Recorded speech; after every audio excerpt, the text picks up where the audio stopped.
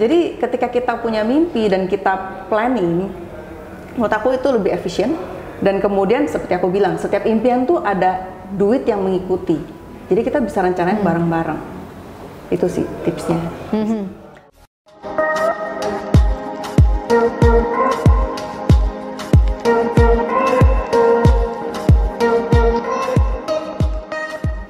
Terus biasanya kan namanya juga masih satu keluarga ya. Kadang-kadang kan kita nggak hidup sendiri. Pertama udah bersama pasangan, nanti sama anak-anak. Belum lagi keluarga-keluarga yang lain nih, orang tua, saudara sendiri mungkin.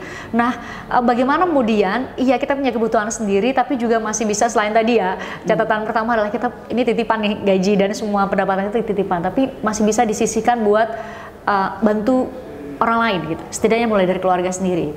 Oke, jadi yang pertama yang aku pelajari bahwa membantu orang tua itu nggak ada ruginya.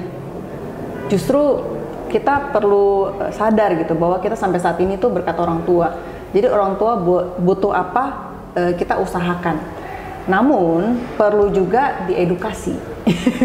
Jadi saya pun dulu waktu itu ketika mengalami kesulitan keuangan, kumpul tuh keluarga.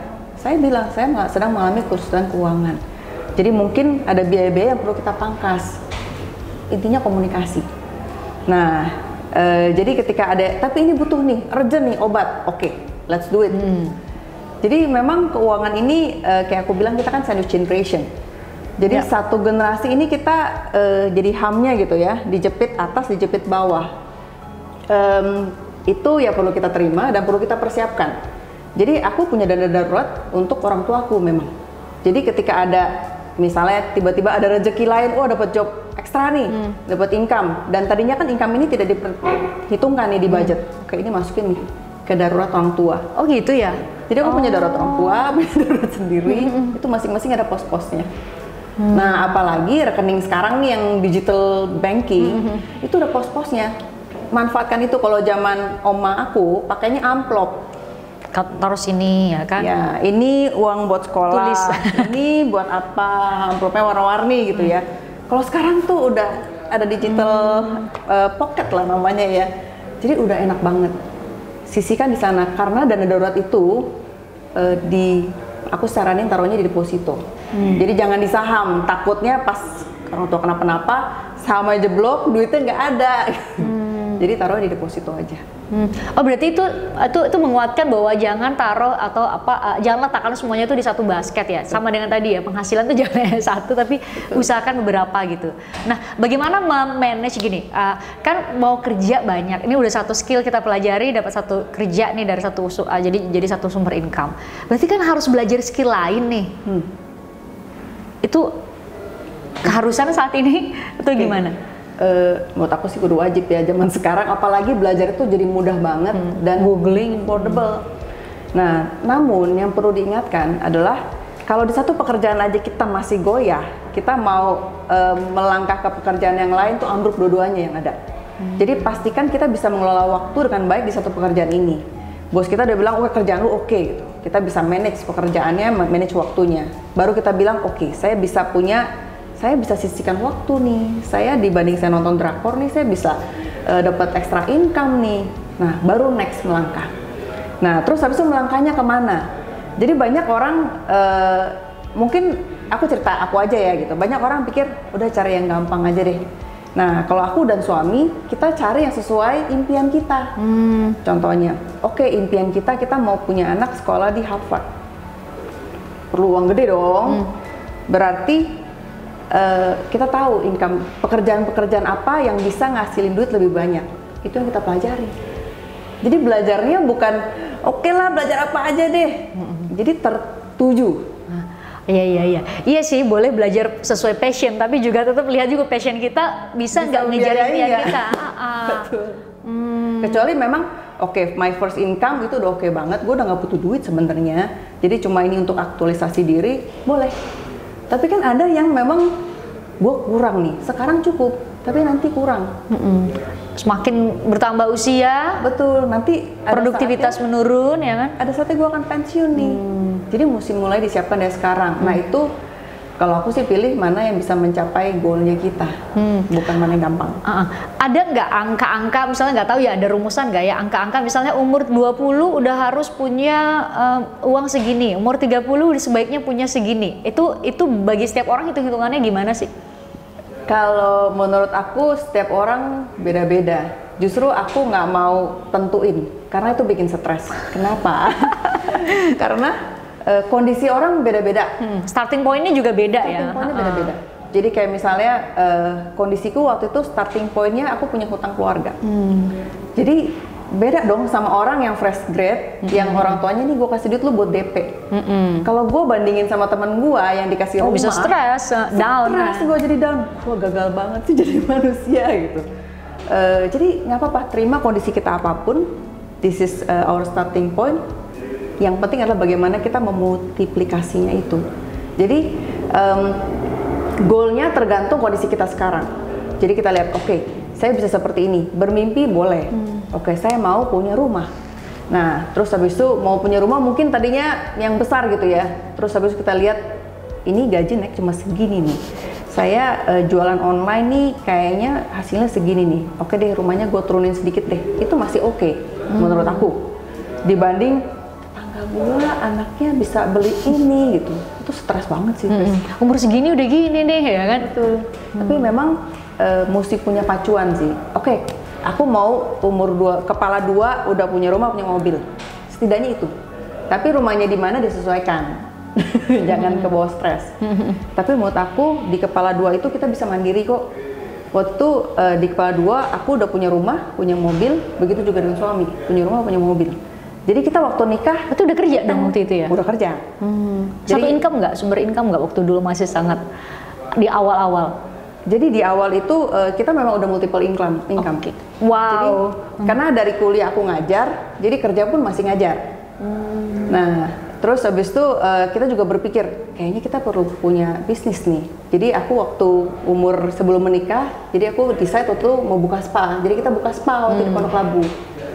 Jadinya oke, aku punya income ini, punya income ini, punya income ini, itu yang melatih sih. Biasanya ada orang-orang kan yang santai gitu ya. Memang santuy kalau bahasa sekarang gitu. Santuy. Gue kadang merasa kau berbahan. Betul, gue capek banget ya kayaknya. Cuma satu hal gue inget impian lagi. Oh iya kan gue punya mimpi untuk anak gue bisa sekolah ke luar negeri. Meskipun nanti dia mau nggak mau terserah, pokoknya mama siapin duitnya ya. Mau pakai buat usaha juga boleh, dia nggak mau kuliah, moga-moga dia mau kuliah ya. Ma, gue mau buka bisnis, oke, duitnya udah siap. Jadi gue ingat, oke, setiap generasi mesti lebih baik. Jadi ya gue harus persiapin buat anak-anakku, karena aku sayang sama dia dan dia juga titipan Tuhan loh. Kita harus persiapkan yang terbaik untuk masa depan dia. Jadi oke lah, nggak apa-apa, capek-capek deh. Lanjut lagi. Nah, fase lain juga yang sering banget dialami sama milenial nih adalah saat udah selesai sekolah, terus dapat kerjaan. Tadi ya yang harus dibagi-bagi dengan kebutuhan pribadi dan lain-lain. Adalah sekolah lagi gitu. Ya. Dalam konteks bahwa mau upgrading skill, mungkin mau dapat gaji lebih tinggi gitu. Nah, gimana tuh mengaturnya? Tadi kalau mau income-nya banyak nih, kan waktu juga nih, sedang dia harus sekolah secara bersamaan, dia harus sekolah. Itu gimana tuh? Oke, jadi sebenarnya ini agak kena di gue ya, karena dulu gue pengen sekolah lagi. Aduh, gue pengen ya sekolah lagi gitu. Kayaknya keren loh punya master degree gitu ya. Kok cuma S1 doang? Cuma kita mesti review lagi. Karena gini, balik ke goalnya kita apa. Ketika misalnya bukan cuma uang yang terbatas, waktu juga terbatas. Cuma punya 24 jam. Dimana 8 jam gue mesti istirahat, 6 sampai 8 jam. Yang mana waktu itu gue udah cutting tuh. Gue cuma tidur paling 4-5 jam. Kayaknya kalau gue mesti kuliah lagi, terus berarti kan pasti ada yang dikorbankan nih.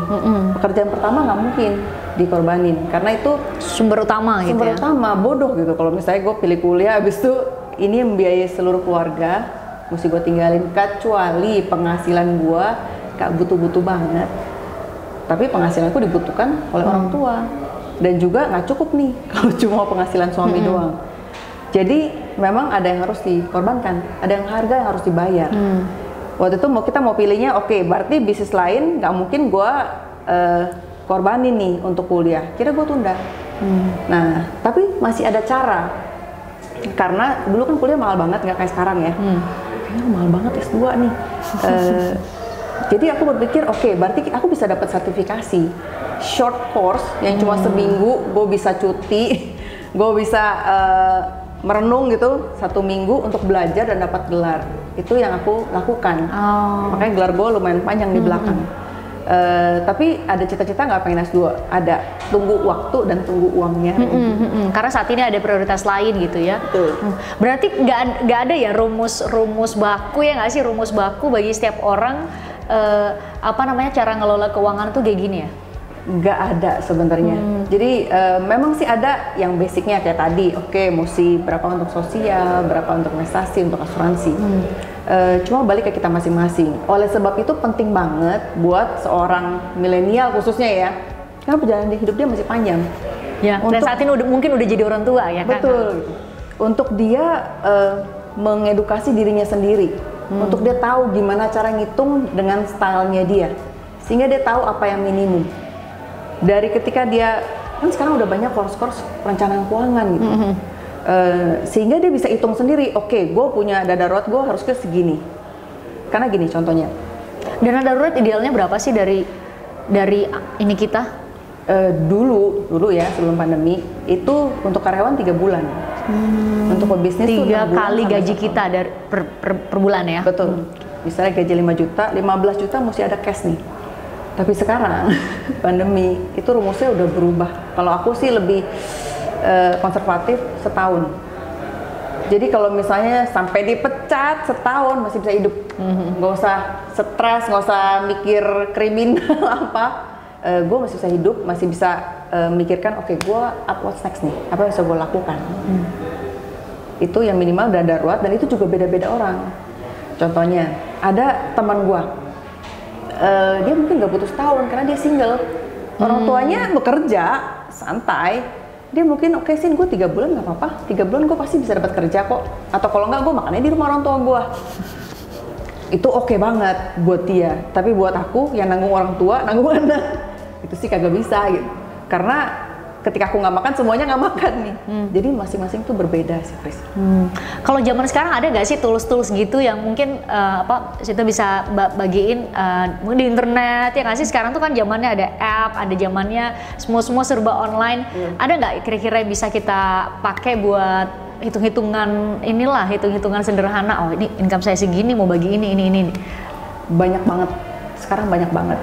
Mungkin tools yang aku sarankan pertama adalah pencatatan keuangan. Itu biasanya suka orang lupa.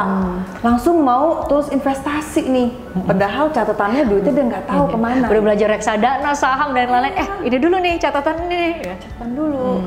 Jadi pertama itu habit yang baik untuk mencatat. Karena ketika kita catat, ini gue ngalamin.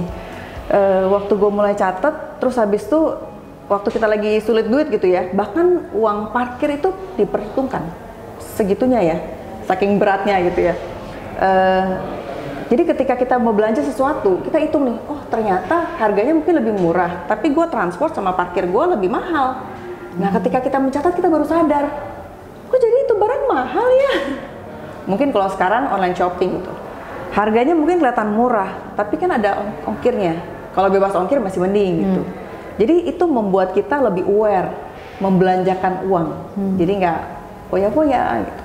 Karena ketika mulai mencatat, nextnya adalah tools budgeting. Mulai, soalnya gue dulu pernah, kita menyarankan murid-murid gitu ya, oke mau budgeting nih, jadi ngikutin rumus kan. Zaman dulu kita masih udah pakai pakemnya aja lah. Oke, biaya hidup 50%. Stres, gimana caranya 50%? Yang ada gue give up. Karena aduh gimana caranya gue makan dipotong separuh. Kemudian belum gaya-gaya ya, gitu. Aduh ini makanannya susah nih. Jadi kita balik. Pertama mulai dengan mencatat. 3 bulan catat. Biasakan mencatat, itu toolsnya banyak banget. Catat, setelah 3 bulan kita bisa lihat. Kok kebanyakan di sini nih gitu ya. Ternyata makan saya segini nih.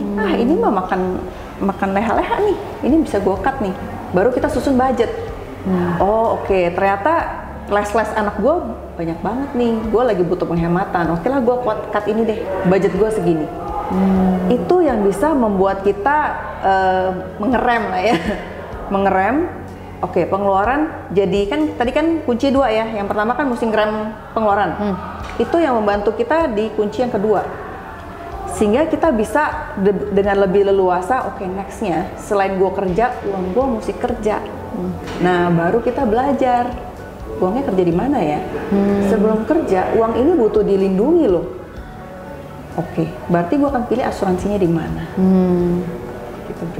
Oke, mulai catat dulu ya. Oke, ya. Kadang-kadang kita keluar duit aja, ya udah kita udah nggak tahu dan nggak pernah terkontrol, bahkan sadar nih pos ini sebenarnya udah terlalu besar, padahal nggak terlalu penting.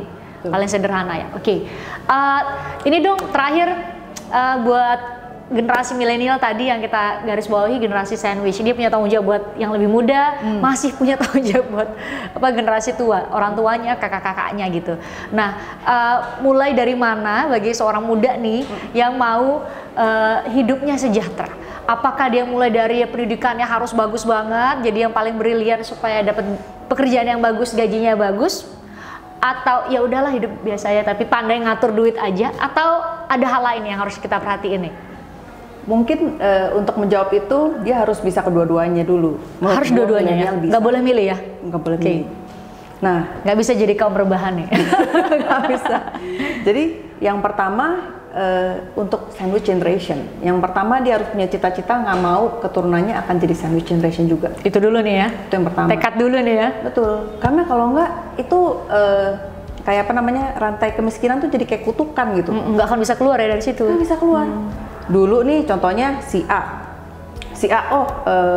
aku ini nih kerja semuanya, terus habis itu punya anak, terus habis itu si bapak A ini punya anak, semua buat anaknya, sekolahin segala macam yang tertinggi. Nah, terus begitu anaknya lulus kuliah, bapaknya pensiun, anak ini harus nanggung bapaknya. Si anaknya ini dia sudah ada sebagian biaya dia mesti bayarin bapaknya kan, terus sampai akhirnya nggak bisa mengembangkan diri juga jadinya ya. Sampai dengan bapaknya ini check out, baru dia oke, gue punya spare waktu nih untuk menabung, tapi dia udah punya anak juga. Itu kejadian terus menerus, itu yang bikin sulit Indonesia lepas dari rantai kemiskinan.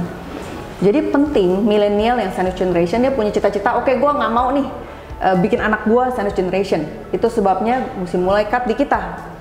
Caranya gimana? Apa sih yang bisa membuat orang tua itu menjadi beban anak? Pertama, kesehatan. Makin tua makin sakit dong. Namanya mesin makin tua biasanya butuh maintenance lebih tinggi. Oke, gue siapin insurance dari muda, sehingga waktu gue sakit nanti nggak perlu anak yang biayain. Pertama. Kedua, dana pensiun. Gue nggak mau anak nanti biayain gue nih, harus cukup. Kalau bisa oma opa kasih duit ke cucu gitu. Jadi mesti disiapin juga. Nah, itu dua hal yang perlu dipersiapkan. Nah, berikutnya adalah kayak tadi kan, mesti pinter, cerdik iya, tapi pinter pendidikan enggak juga. Nggak jamin ya, karena ada IPK-nya bagus juga, kadernya juga nggak terlalu bagus kadang-kadang ya nggak sih? Betul, kan banyak banget sekarang nih di sosmed juga, terus menteri kita juga bilang gitu, yang penting nih sekarang kan attitude, disiplin, kerja keras. Nah, itu kita bangun lewat habit mencatat keuangan, habit bekerja. Mana hal yang waktu gue kok kayaknya sia-sia banget ya lakuin ini ya, cut. Jadi dulu aku mulai belajar ketika punya impian dan perlu bagi waktu. Ada hal-hal, lu gue penggemar komik, lu gue gila komik gitu, komik gue Conan bisa berjam-jam banget gitu. Kalau sekarang nonton drama Korea, betul sekarang. Terus iya betul, nonton drama Korea.